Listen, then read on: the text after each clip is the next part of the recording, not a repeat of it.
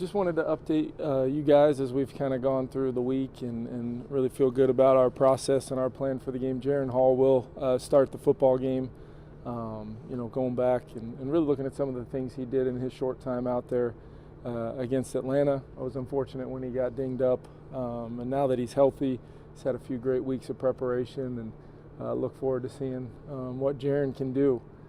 There's a lot of reasons why we brought Jaren here, having to do with his ability and what we look forward to seeing come to life on Sunday night. I also want to just say I thought Nick Mullins, as explosive as we were as an offense, his ability to, help us get 24 points back-to-back games, he knows, and they had a great conversation with both those guys throughout the week, a lot of dialogue, but we have to maintain possession of the football, and the turnover margin has been well talked about all season long, and just felt like at this time, given Jaren a full week of preparation and a clear-cut mindset on the game plan, I'm excited to see what Jaren can ultimately do. How tough a decision was this? It's the hard part is you're really looking at it as an inventory of each individual play on its own, where Nick Mullins did a lot of really good things, and the comfort he has in our offense came to life in a lot of different ways, being able to beat a lot of different coverage variations, especially last week with how JJ was defended, and Nick had a big time part of that, and being able to deliver the football and give us a chance to compete to keep that thing close and try to win it in the end.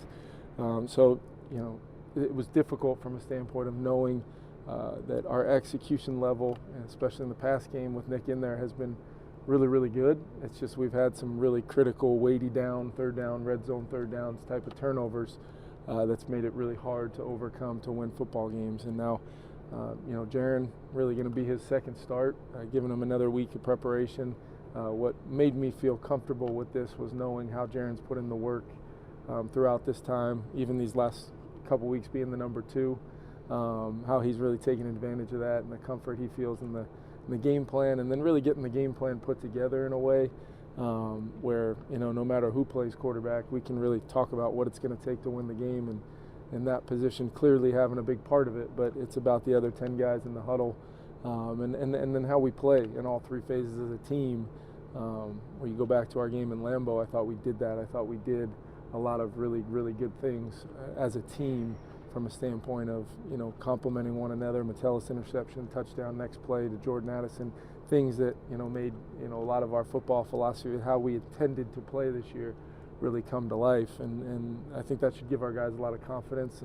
And I know the guys on the team have a lot of confidence in Jaren because of how he works and what he's been like every single day. Kevin, as a play caller, what can you do better to help a backup quarterback turn the ball? Yeah, I think, in an effort to try to maintain possession of the football, what types of plays are you calling? How do you maximize, situations where, even if we have adversity hit again, like, losing a couple of your premier players in the game and you're still trying to find ways to chase down the lead, there's always, I look at it as always, my job to put our guys in the best possible chance to have success. Have I coached the intent that I have as the play caller? That's where I've got to spend a lot of time one-on-one and just make sure that intent is understood, where balls need to be thrown, away from defenders, what we're looking for, premier coverages, and if that doesn't happen, what are we doing with the football at that point for sure?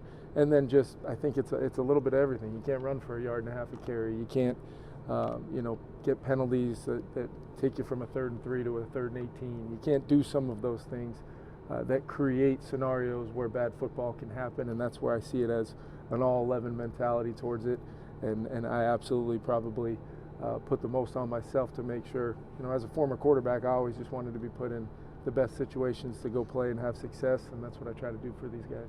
You talked all year about prioritizing Jaren's development and wanting kind of him to be able to integrate himself. Like, what makes you feel at this point that he is at that level where kind of he's capable even given the development? Yeah, I think that, there's a lot of it that is unknown because we're going off of a lot of the strong feelings we have towards Jaren's traits to play the position, but I also have seen the work.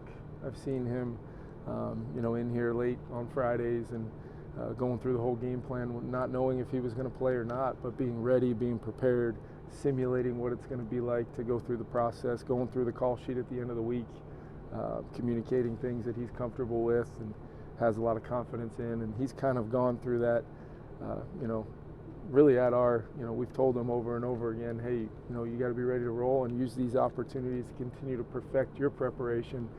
So when your number gets called, you're ready to go. And I think he's done that. And quite honestly, I'm just excited to see him get a chance to play. It was a killer, as he gained momentum in that Atlanta game, really quickly in that game. To lose him like we did, Josh stepped in and did a great job to win it, but it wasn't lost on us, some of the things Jaren was able to do in that game. Who'll be the backup? Nick Mullins. And I've told Nick's going to go through the process of preparing like he's always been very, very good at, even when we've had Kirk and Nick feeling really good on game days of those, knowing we've got our guy out there, but if Nick's got to step in like he did against the Raiders, like he's done throughout his career, now he's just got more experience, recent experience to rely upon when called upon if he has to go into the game. And quite frankly, I've got a lot of confidence in Nick, regardless of what the situation is that he goes into the game, that he can go out and have success.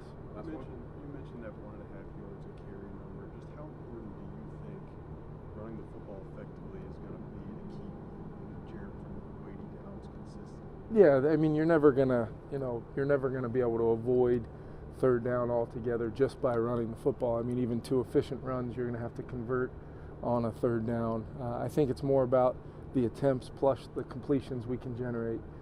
Can we find a way to be explosive when the premier look presents itself and not have those things result in the ball going the other way?